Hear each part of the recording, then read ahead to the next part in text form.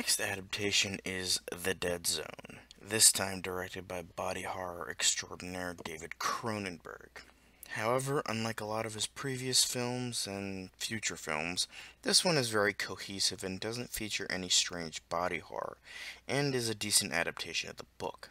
So, The Dead Zone is about a man named Johnny Smith, Christopher Walken, who gets into a car accident and falls into a coma.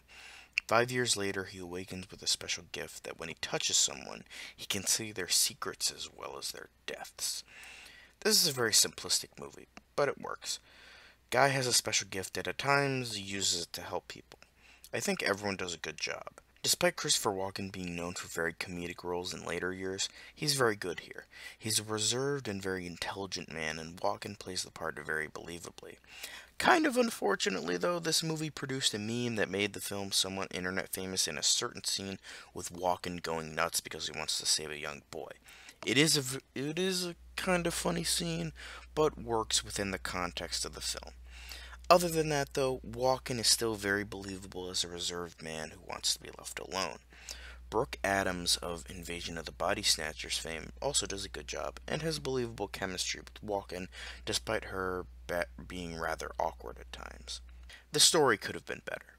Despite some interesting scenes with the actual quote-unquote dead zone gift, which means something entirely different in the book, the story can be a bit slow at times and not incredibly interesting. I do like Martin Sheen's character as a man who seems like he's a good person, but the vision when Johnny touches him reveals that this isn't the case. Ironically, Martin Sheen was one of the other actors who was considered for Jack Torrance in The Shining. Kinda interesting.